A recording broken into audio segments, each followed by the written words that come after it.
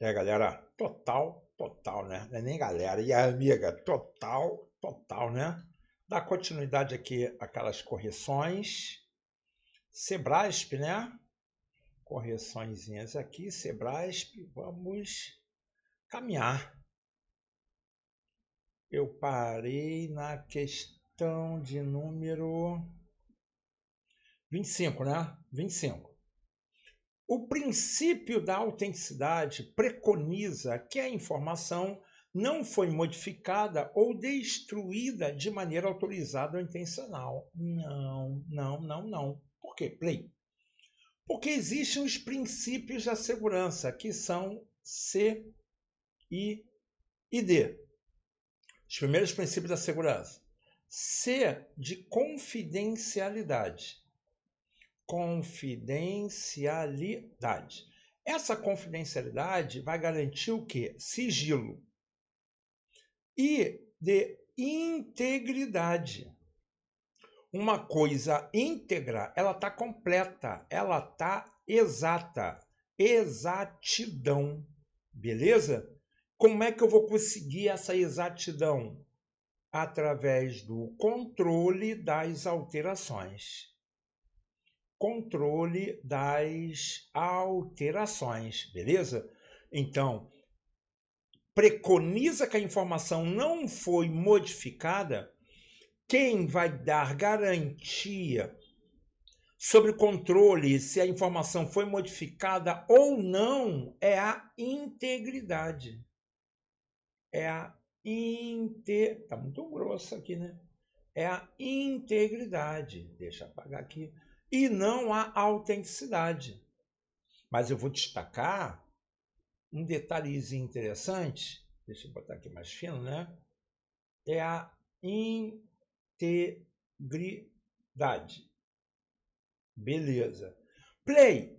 O que esse D garante? O D vai garantir disponibilidade. Para que essa grossura dessa caneta? Vai garantir disponibilidade.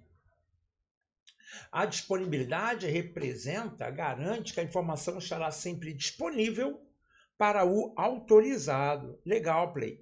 Play, e a autenticidade, afinal de contas, é para quê? Para garantir que a informação ela é legítima, tá?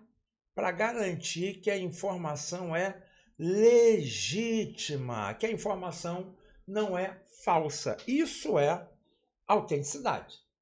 Play. O que é conhecido que garante a autenticidade? Deixa eu abrir aqui aquele material. Rascunho Mentoria da Câmara, né? O que é conhecido que pode garantir essa autenticidade, cara?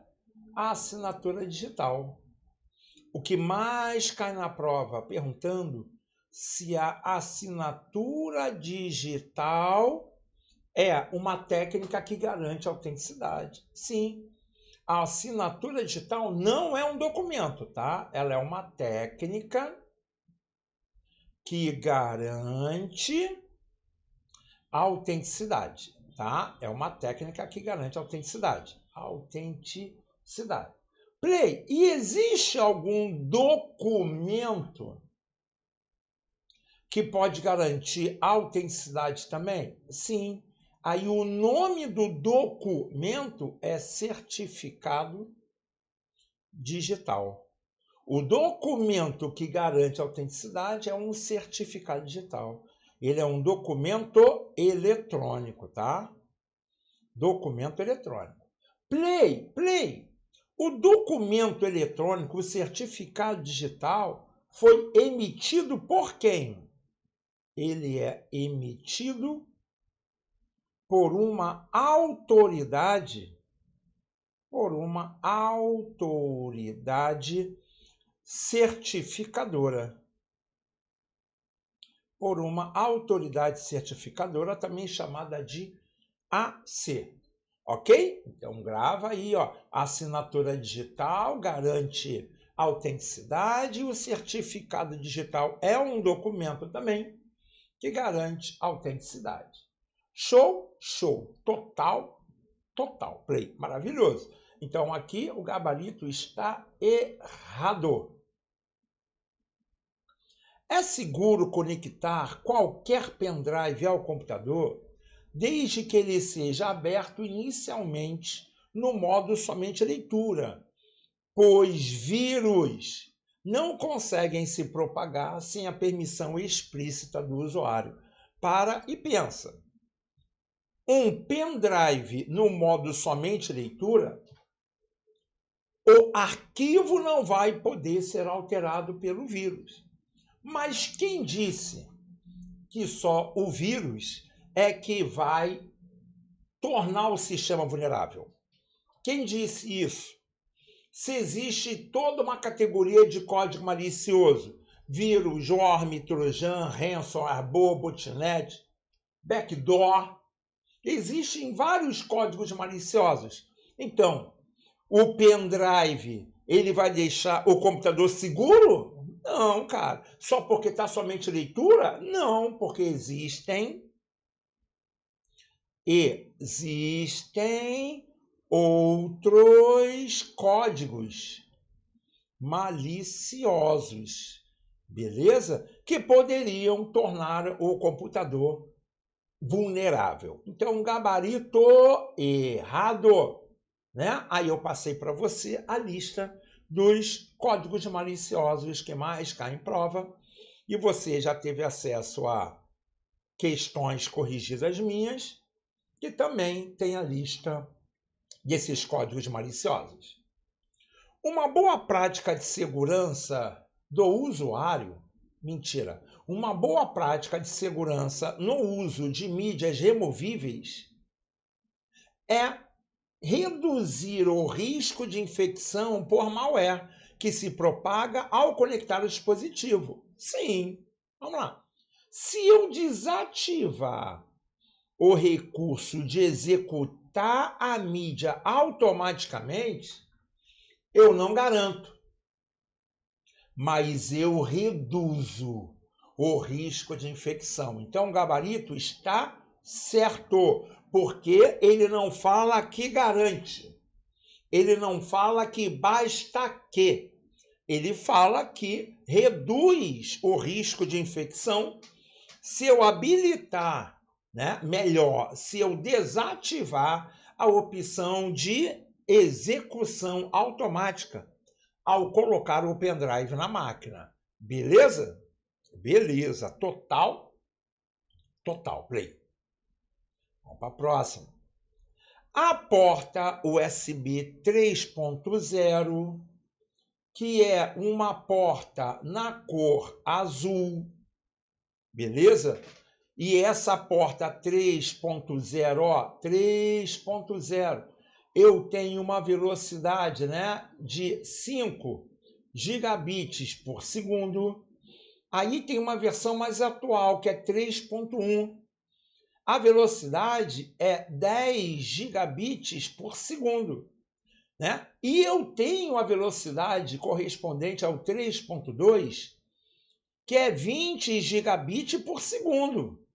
Show! Mas já existe o USB 4.0, que a velocidade é 40 gigabits por segundo, beleza?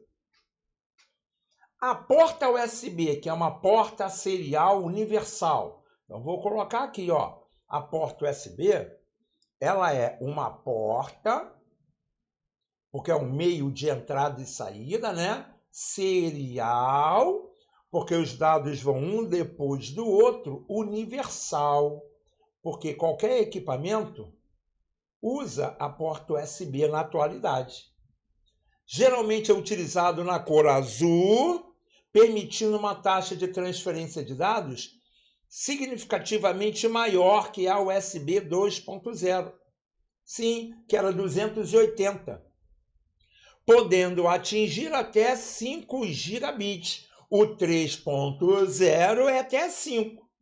O 3.1 é até 10. O 3.2 é até 20. Então, gabarito certo. Beleza? Beleza. Play, eu não entendi sobre esse babado de cor azul. Olha só que interessante, ó. Vamos pegar aqui, ó. USB 2.0, que é na cor branca, tá? 3.0, que é azul, 4.0. Vou colocar aqui imagem, ó. 2.0 era 480 mega. Mega é milhão. Giga é bilhões. Bilhões. Então, é claro que o 3, que suporta até 5 bilhões, ele é mais rápido do que o 2.0, que suporta 480 milhões. Beleza?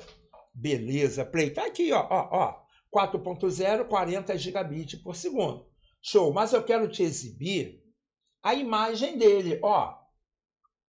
Vou abrir aqui, abrir imagem, uma outra guia. Para você ficar aqui no clima do baile, ó. 2.0 é branco.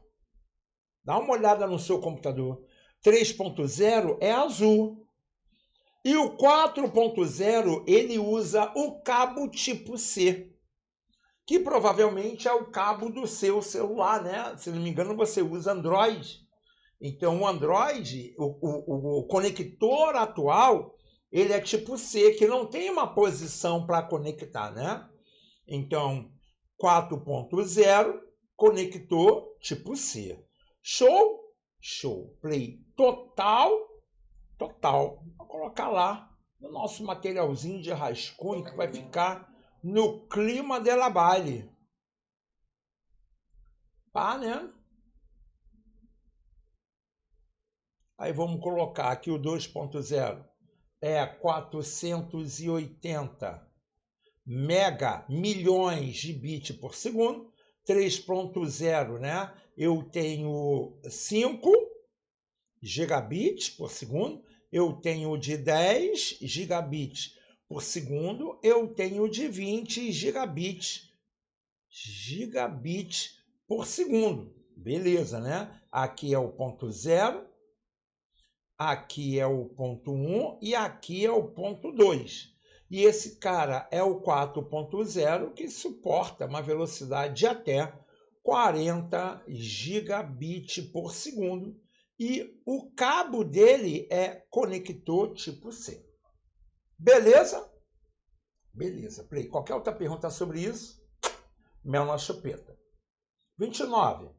O armazenamento de dados em nuvem elimina o risco de segurança que normalmente ocorre em ambientes tradicionais, como em ameaças internas. Então, está dizendo, se usar a nuvem, elimina, tá? Como ameaças internas, como violação de dados, como perda de dados, né? Violação, houve alteração nos dados.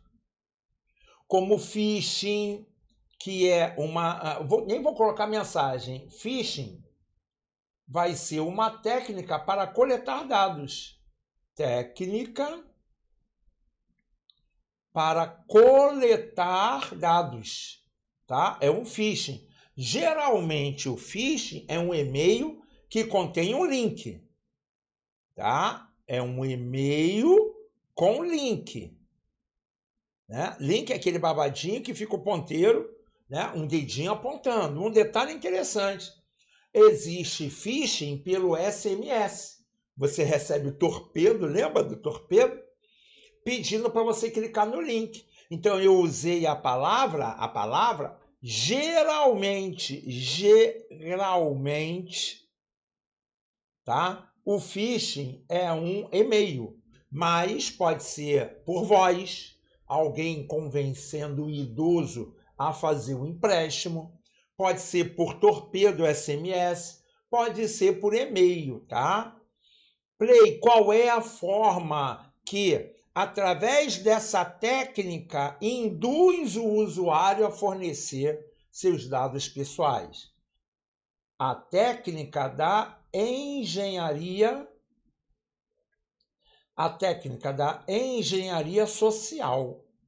Engenharia o quê, Play? Social, que é uma técnica para persuadir, técnica para persuadir a fornecer seus dados, a fornecer os dados. Ok? Ok, Play. Total. Malware, que são códigos maliciosos. Ataques DDoS, que seriam ataques de negação de serviço, que vai sobrecarregar o sistema, né? Negação de serviço distribuído. Então, é como se fosse um arrastão que retira o sistema de operação, tá? E APIs vulnerável. Play, o que são APIs, tá? São interfaces. Interfaces entre aplicativos. Entre apps. Vamos colocar aqui assim, ó. Interface entre apps. Por exemplo, você quando entra lá no que concurso e você vai fazer login, você pode fazer login pelo Google. Aí aparece lá a opção para você fazer login pelo Google. E quando você clica, abre o ambiente do Google para você colocar sua senha. Houve uma comunicação entre o que concurso e o Google. Entre o que concurso e o Facebook. Então, se eu estou numa aplicação, né, eu estou no Uber, e aí eu coloco como forma de pagamento o Nubank, rolou um API, porque permitiu que o aplicativo do Uber falasse com o aplicativo do Nubank. Houve uma interface entre as aplicações, beleza? Isso é API. Então, vamos lá. O armazenamento de dados em nuvens elimina os riscos? Não. Minimiza. A gente está batendo essa tecla, tá? O armazenamento de dados em nuvens minimiza, não elimina. Minimiza, beleza? Então, o gabarito é errado. Gabarito errado, porque ele fez uma afirmação que elimina. Basta que eu coloque na nuvem, que eu não vou pegar código malicioso. Quem disse que não? E quando eu estou trazendo da nuvem? Quantas vezes você baixando um anexo que está no Gmail, o próprio Gmail analisa se tem um código malicioso naquele arquivo. E tem situação que você baixa um arquivo no Gmail e ele fala, olha, eu não estou conseguindo verificar código malicioso. Tem certeza que você quer baixar? Tem certeza? Aí você coloca, geralmente o quê? Sim, depois eu me viro. Beleza? Então não elimina, cara. Beleza? Minimiza, não elimina. Com o Google Chrome, que é um navegador, né? Eu não posso confundir o Google Drive, que é a nuvem, Google, que é um buscador, e o Chrome, que é um navegador. Então, o Google Chrome é o navegador, é o browser, né? É possível instalar extensões, né? Extensões, eu vou poder complementar os recursos do navegador. Eu vou poder complementar os recursos do navegador. Por quê, Play? Porque ele não vem com todos os recursos instalados. Porque tem pessoa que quer acelerar o vídeo. Tem pessoa que quer escrever na página da web. Tem pessoa que quer traduzir a página da web. Então, existem N extensões que complementam o navegador. Tanto é que uma extensão, o símbolo de uma extensão é uma peça de quebra-cabeça. Extensão na web é uma peça de quebra-cabeça representando o quê? O navegador não é uma imagem completa. Pô, não está aparecendo, né? Extensão no navegador, imagem. Tá? Extensão navegador, imagem. Só de saco. Pronto, achei aqui. Ó. Extensão aqui, ó. Tá aqui. Tá do lado aqui da minha carinha, tá? Então eu vou lá, aqui, pá, e vou colar a extensão. Você nunca mais vai. Ó, é uma peça de quebra-cabeça representando que o navegador não está completo. Eu posso personalizar a minha experiência de navegação, tá? Extensão. Eu também posso chamar de plugin.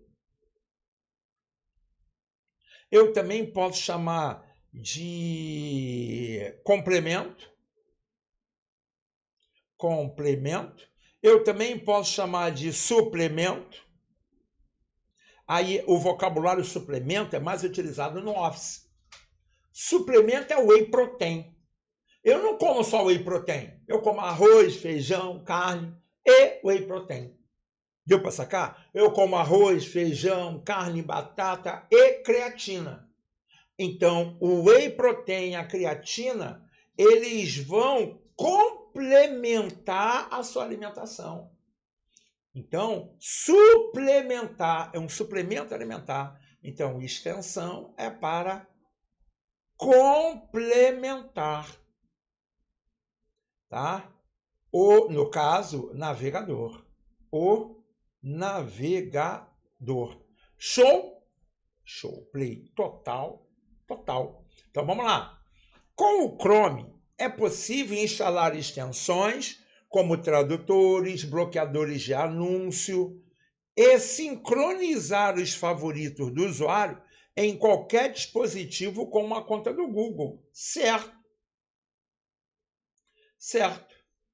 Porque eu vou poder sincronizar desde que eu use a mesma conta. Play é só para o Chrome? Não, isso aqui é para qualquer navegador, tá? Qualquer navegador eu vou poder sincronizar favorito e senha históricos entre os dispositivos que eu utilizo a mesma conta. Beleza? Beleza, Play total, né? Nado sincronizado, todo mundo faz igual. Redes sociais. Vou pegar aqui. Redes sociais como Instagram utilizam algoritmos que se baseiam no histórico da interação para personalizar o feed do usuário, sem influência de anúncios pagos, certo? Tem anúncios? Tem. Mas se eu ficar no Instagram do Play assistindo vídeo de correções, vai aparecer mais vídeos de correções? Vai. Se eu ficar um determinado tempo vendo um tipo de anúncio de venda de cola escolar, aí apareceu um anúncio de cola escolar, eu paro alguns segundos e depois eu continuo a navegar. Para o Instagram, significou que você teve interesse, porque senão você não teria parado. Então, as redes sociais, elas utilizam o quê? Aprendizado de máquina, machine learning, que nós aprendemos, machine learning. E ela vai coletar os dados que eu navego, determinando uma padronização, determinando uma preferência sobre o conteúdo que eu estou navegando e vai exibir conteúdos similares.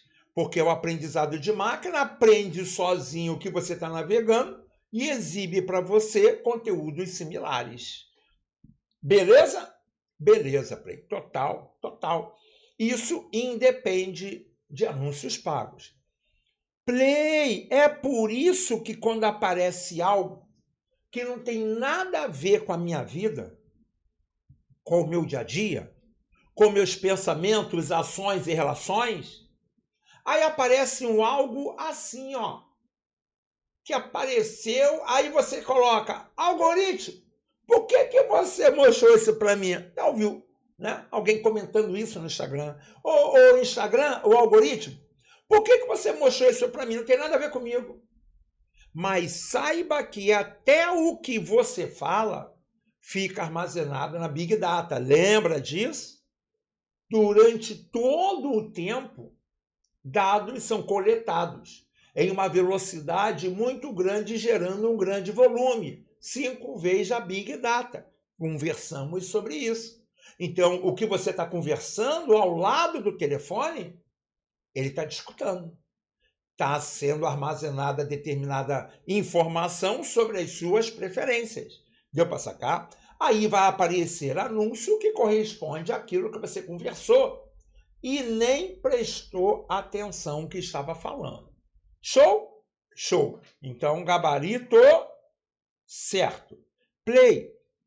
Sobre rede social, o que você pode falar? Eu posso falar que a rede social, por exemplo, LinkedIn, é uma rede social profissional.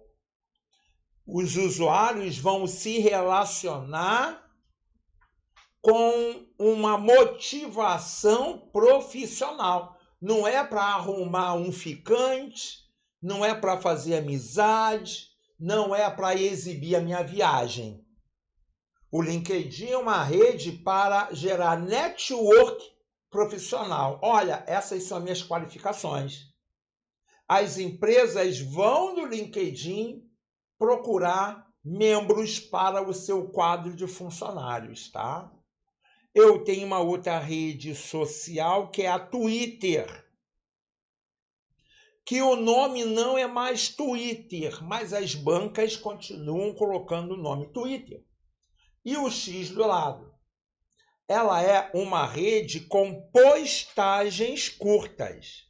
Então, o barato do Twitter é que os posts são curtos, com até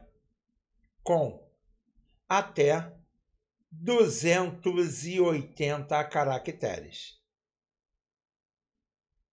Com até 280 caracteres. Beleza? Instagram são fotos, né? Facebook, amizade. Então, existem uma série de formas de me relacionar não presencialmente que vai estreitar, né, o relacionamento entre as pessoas. Legal? Legal, Play. Próximo agora. Clicar aqui, né? Uma questãozinha aqui do Excel. Vamos sossegar aqui. Então, eu tenho uma planilha. Show. Aí ele fala assim, ó. Com base na planilha elaborada no Excel, julgue o item. A fórmula a seguir retorna 185. A fórmula retorna 185, que corresponde à soma dos inscritos. Beleza.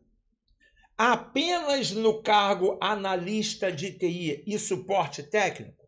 Então, eu vou olhar a fórmula. Igual a somar, eu já paro. Não existe a fórmula somar. O nome da fórmula é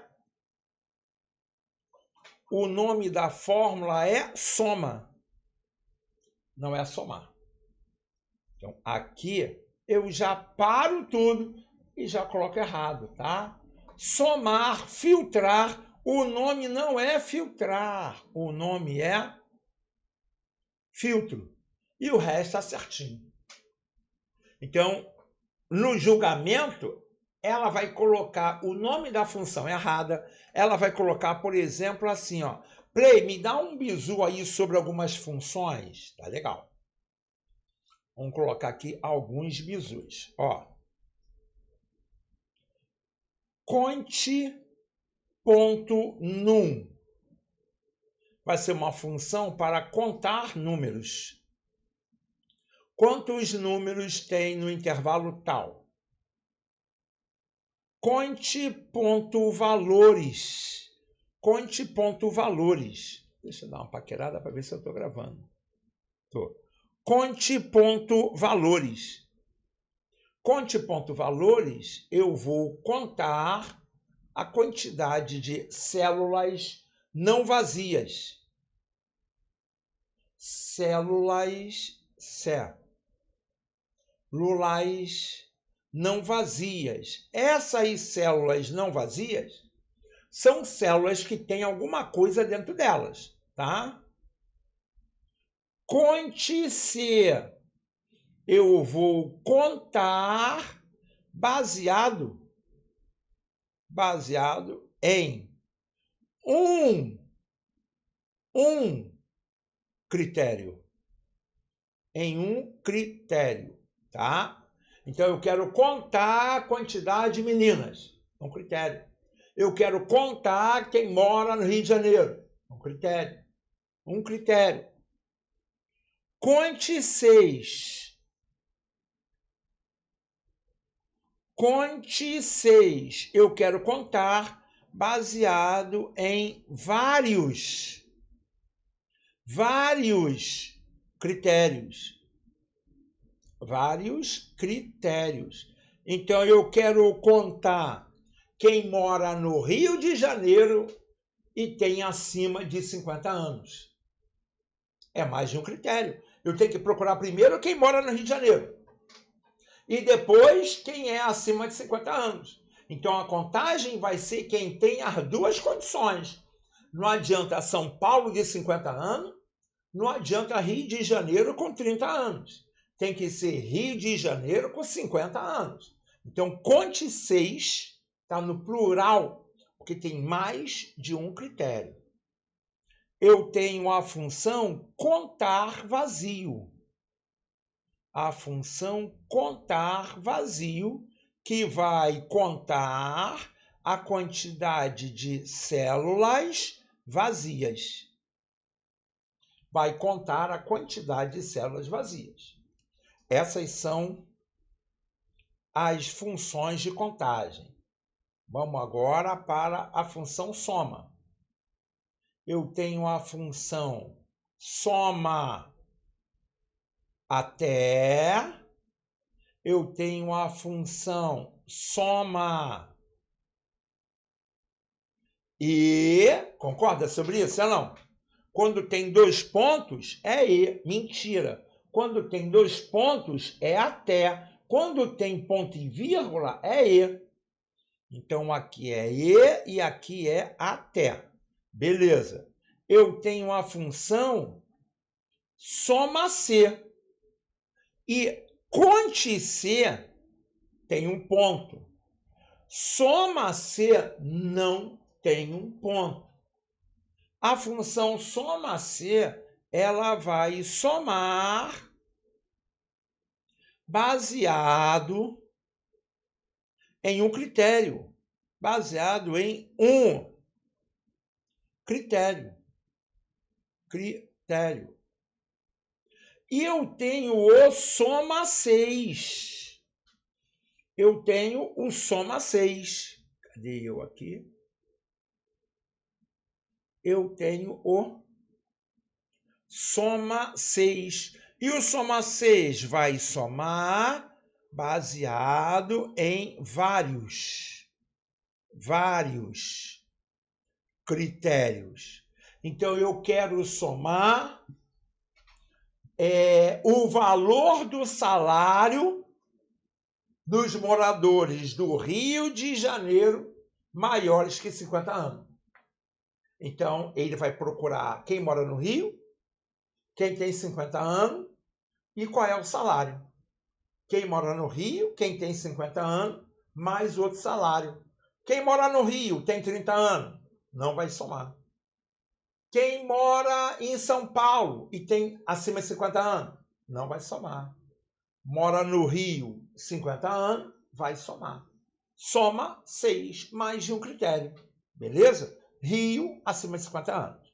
Show? Total? Total. Play. Play. Tenho funções de procura? Tenho. Tá? Então, vou clicar aqui. Vou avançar mais um. Funções de procura. Então, eu tenho o PROC-V, que vai procurar na vertical um valor em uma coluna, e exibir o valor de outra coluna na mesma linha. Então, eu procuro em uma coluna, achei. O resultado está em outra coluna na mesma linha. Deu para sacar a parada? Beleza? Então, eu tenho o código de um produto. Aí tem o nome do produto, tem a quantidade do produto e tem o preço do produto. Então, eu vou procurar na coluna código. Código 10. E eu quero exibir o que está na segunda coluna. Eu vou exibir o nome. Eu quero exibir o que está na terceira coluna. Eu vou exibir a quantidade. Na mesma linha que está o código. Nome do produto referente àquele código. Quantidade do produto referente àquele código. Valor do produto referente àquele código. Então, o PROC-V procura numa coluna e exibe o resultado na coluna lateral direita na mesma linha. Show? Show. Play. Total. Esse é o PROC-V. Eu tenho também o PROC-H. Aí, o PROC-H, ele procura na horizontal.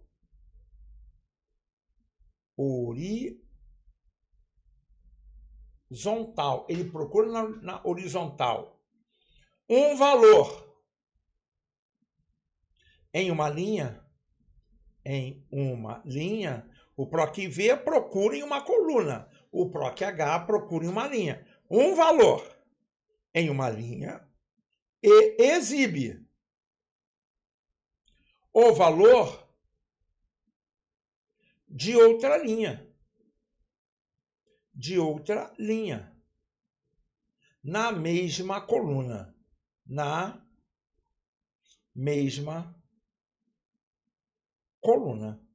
Beleza? Esse é o meu PROC-H. O PROC-H procura em uma linha. E o PROC-V procura em uma coluna. Beleza? Beleza. Aí, eu tenho agora o PROC-X, que ele vai procurar um valor e exibir o valor acima, vírgula, abaixo, vírgula, à esquerda ou à direita. Acima, abaixo, à esquerda ou à direita. Então, o PROC-X vai ter uma quantidade maior de possibilidades de encontrar um valor do que o PROC-V, que é somente as colunas à direita, e o PROC-H, que é somente as linhas abaixo. Ok? Ok, play. Total. Supondo que dados sigilosos de clientes de uma empresa tenham vazado por meio de uma aplicação hospedada na nuvem, julgue o item. Arquivos de configuração são irrelevantes para a análise de incidentes em nuvens? São irrelevantes? Não, né, cara? Eles são relevantes, porque nos arquivos de configuração eu vou ter acesso às permissões. Quem tem permissão do quê? Eu vou ter acesso às autorizações, né? Eu vou estar configurando, eu vou estar definindo regras para aquilo funcionar. Então, se houve um vazamento, é porque alguma daquelas regras foram o quê? Foram rompidas, foram vazadas, não foram respeitadas. Então, o arquivo de configuração, é claro que ele é relevante para saber quais eram as regras, beleza? E por que que aquela informação foi vazada. Beleza? Beleza. Play. Total. Antigamente, podia fazer Pix num valor alto de madrugada, porque não estava configurado no sistema bancário horário para fazer um Pix. Então, existiam sequestros relâmpago e o infrator conseguia fazer Pix num valor alto de madrugada. Ok, Play. Play. E agora? Agora alteraram as configurações e o infrator não vai conseguir fazer um Pix, vazar o dinheiro de uma conta para outra. Pegou a ideia? Vazar o dinheiro, vazar a informação de um local para outro, se na configuração estiver definido horário, quem pode, qual o número IP do computador que pode, ok? Ok. Supondo que os dados sigilosos de cliente... Já foi? Não. Supondo que os dados sigilosos de clientes de uma empresa tenham sido vazados, se o documento tiverem sido impressos em uma impressora da rede, será possível resgatar informações como o nome do usuário que mandou imprimir, beleza? A data que ocorreu a impressão, o nome do arquivo que foi impresso, a quantidade de folhas que foram impressas. Tá certo ou errado, Play? Tá certo. Porque a impressora na rede não é igual à sua impressora em casa. A impressora na rede, ela é gerenciada. Por quê, Play? Se ela é uma impressora da rede, então ela vai poder ser usada por vários usuários.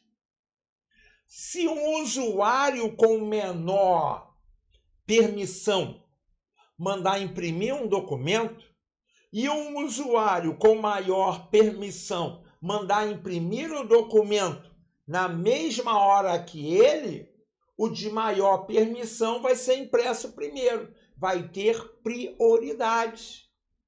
Então, existe o log de impressão, que vai ser um arquivo que conterão dados sobre essa impressão.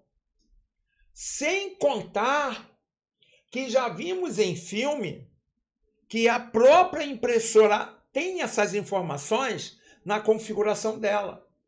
Aí no filme você vê o quê?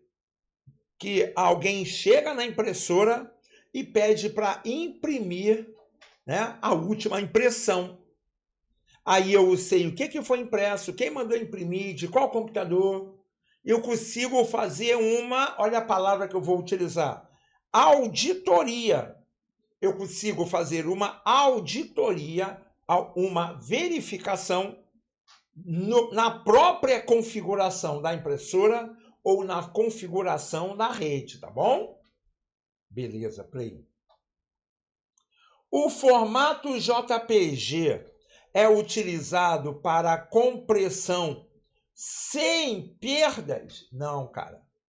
JPG ele é uma imagem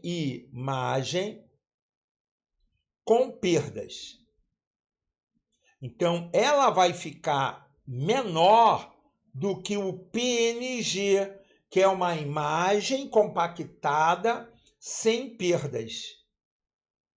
Se ela não teve perdas, ela vai ter uma maior qualidade. E se o JPG teve perdas, vai ter uma menor qualidade. Vai ter uma menor qualidade. Beleza? Beleza. Play total. Maravilhoso. Vamos para a próxima. Então, gabarito errado, porque ele falou que JPG não tem perdas. E JPG tem perdas. Para garantir os princípios de atomicidade, em banco de dados, uma transação somente é confirmada e tornada permanente no banco de dados após todas as suas operações serem executadas com sucesso. Beleza. O gabarito está certo, mas isso não é suficiente, porque eu preciso saber quais são as propriedades de um banco de dados. Propriedades de um banco de dados.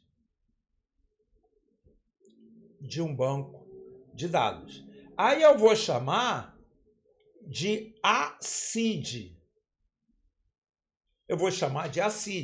Que não tem nada a ver com autenticidade, confidencialidade, integridade e disponibilidade. Não. A CIDA é na segurança da informação. A CID é em banco de dados. A vem da palavra atomicidade. A atomicidade está equivalente a um átomo, porque o átomo ele é indivisível.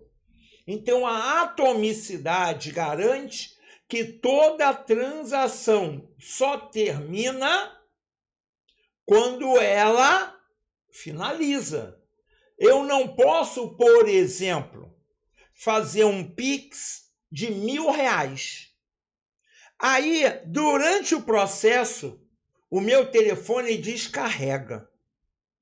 Quando eu religo o telefone, aí aparece que já foram feitos R$500. Basta eu complementar com mais R$500. Essa transação foi dividida. Ou vai R$1.000 ou não vai nada. Não pode ir 500 e depois vai 500. Eu não parcelei a transação. Deu para entender a parada? Então, atomicidade significa que toda transação, ela é completa. Beleza? Então, quando eu releio aqui, uma transação somente é confirmada e tornada permanente após todas as suas operações serem executadas com sucesso. O Pix é completado após todas as operações serem completadas com sucesso. Aí aparece lá, Pix enviado. Beleza? Beleza. No meio do caminho, caiu. Não, olha, já foi R$200. Não. Letra C, consistência.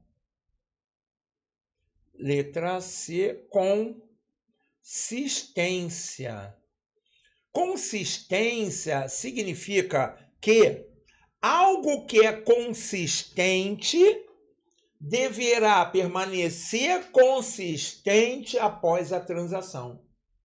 Play, o que é consistência? É algo integral. É algo real.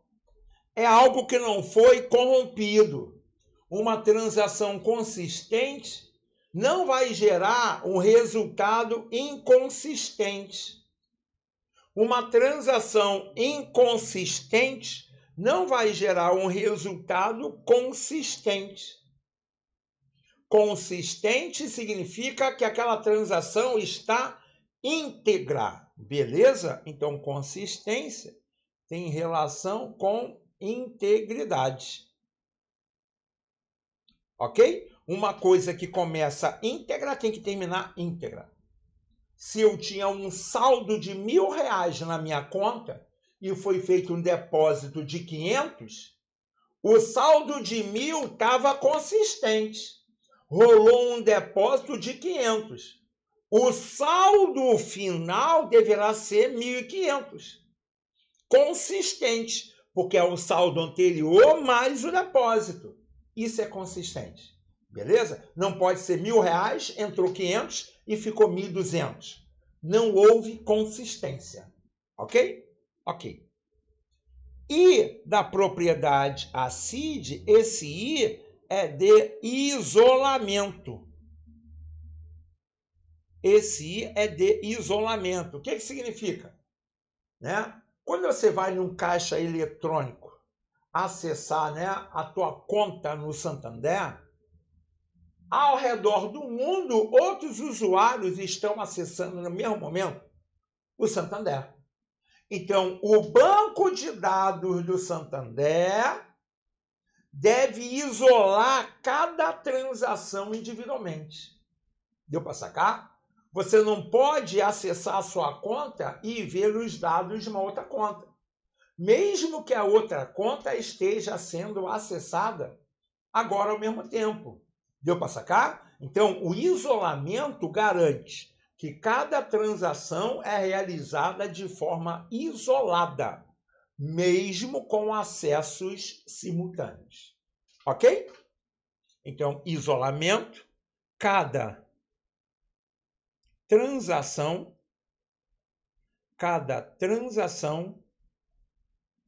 deverá estar isolada,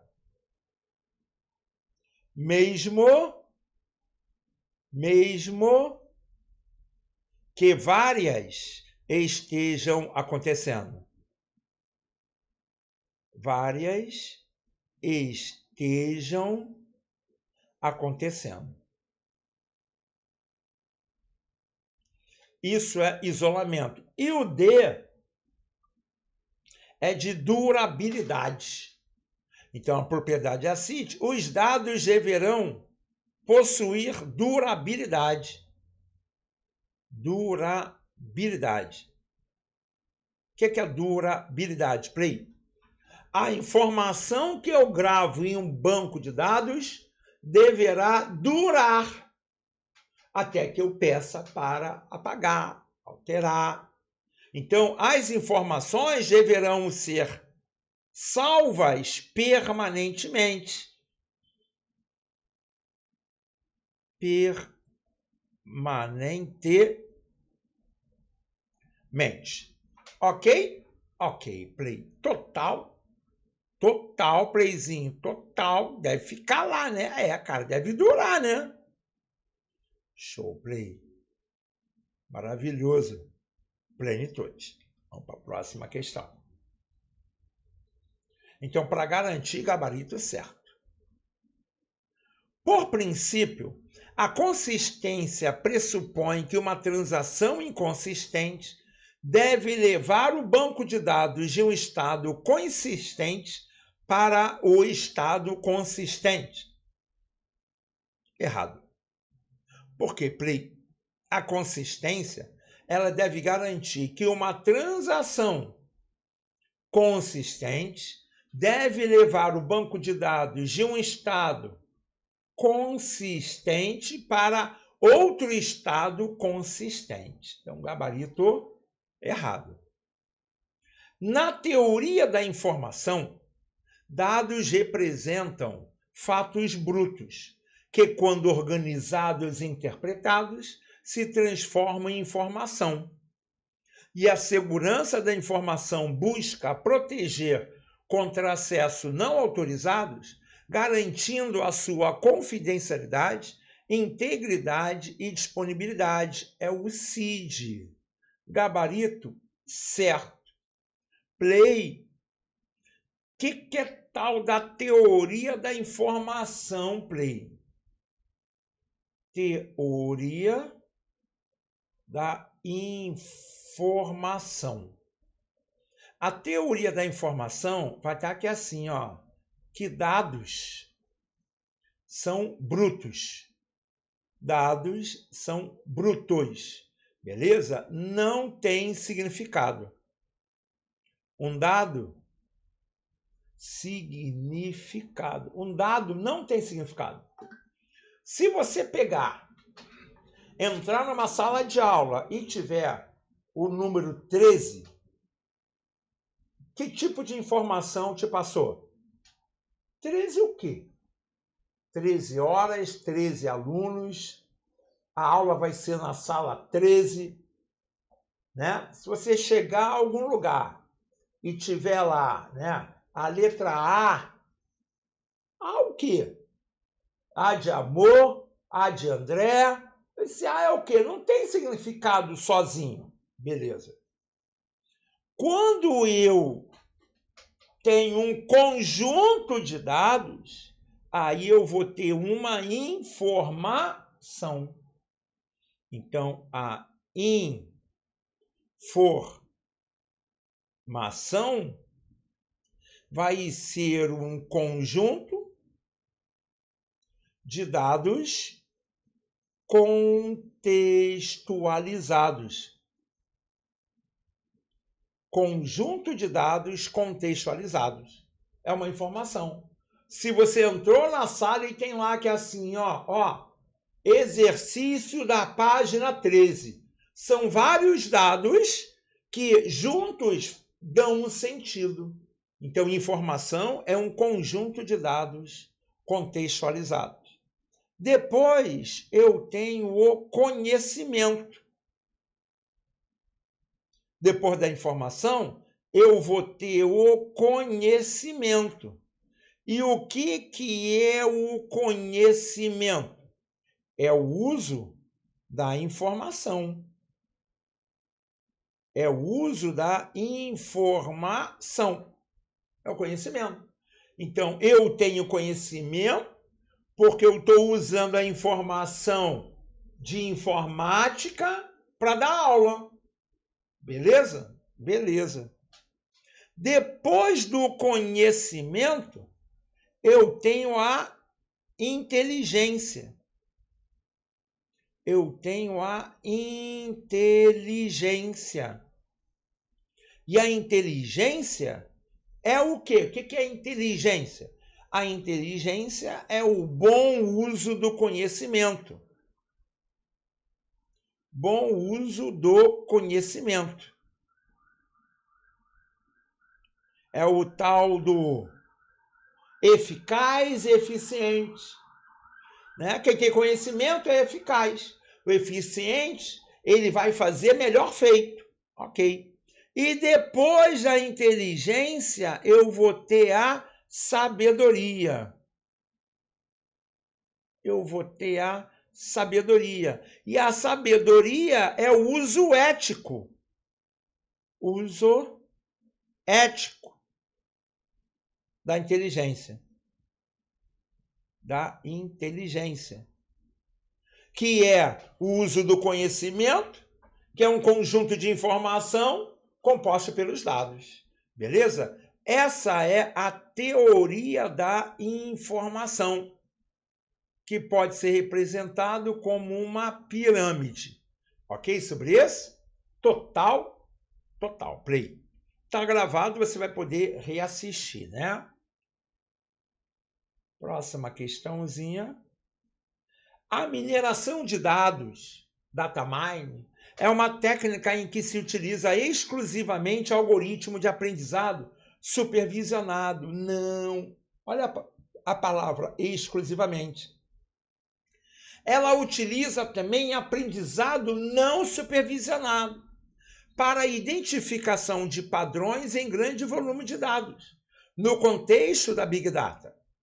A premissa principal é a utilização de banco de dados relacionais.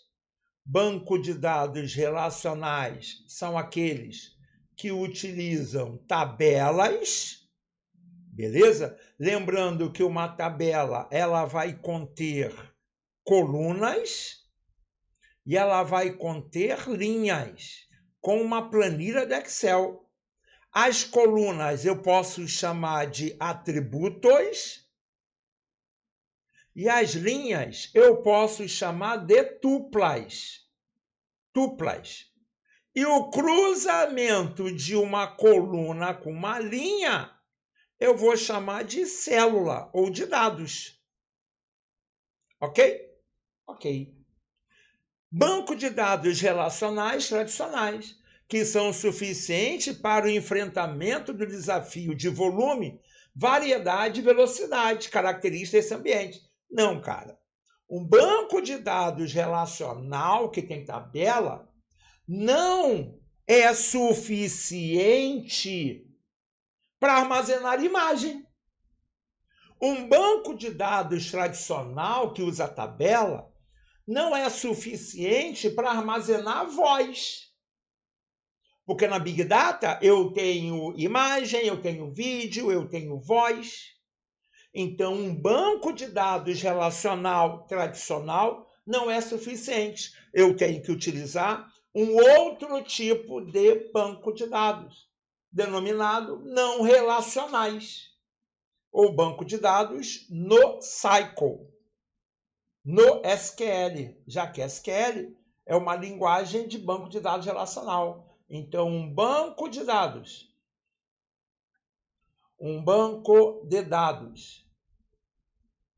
para manipulação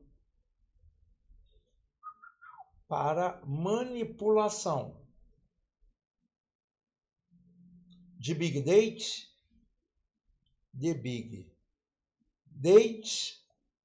pode ser os dimensionais. Pode ser os dimensionais. Porque os bancos de dados dimensionais têm 3 dimensões. O banco de dados tradicional tem 2 dimensões, só coluna e linha. O dimensional tem coluna, linha e profundidade. Então, a quantidade de informação que eu posso fazer transações é muito maior, ok? Então, grava aí essa informação. Legal, Play. Então, tá errado. Não é suficiente o banco de dados tradicional e a mineração de dados não utiliza somente algoritmo supervisionado, aquele que usa modelo, né? O Microsoft Remote Desktop, beleza? Esse cara e o TeamViewer permitem acesso remoto, que conversamos que o acesso remoto pode ocorrer sem internet, tá? O que possibilita a transferência de arquivos a ambientes do Office e LibreOffice e oferecem ferramentas para a criação de texto, planilhas e apresentação, garantindo compatibilidade com diversos formatos. Gabarito certo. O que eu quero dizer? Que eu posso fazer um acesso remoto ao seu computador, abrir o Word e fazer um documento. Eu posso fazer um acesso remoto ao seu computador, enviar um arquivo para você do Word e você ter o LibreOffice. Aí, remotamente, eu abro o LibreOffice, você vai estar olhando e vai estar vendo o ponteiro do mouse mexendo sozinho. Mas não está sozinho, eu estou mexendo através do meu computador, remotamente. Então, o gabarito está certo, acesso remoto, permite acesso e controle a recursos, transferências de arquivos a outros computadores. Show, show, total, Play. E aí, encerramos o nosso bate-papo para a prova das câmaras de deputados. Espero o seu contato, para que a gente possa criar um plano de estudo com mais informações, né, em um maior tempo, para não ficar uma coisa muito sobrecarregada e você acabar tendo uma negação de serviço, tirar você do ar. Ok, ok, total, total. Um abraço do Play e até mais.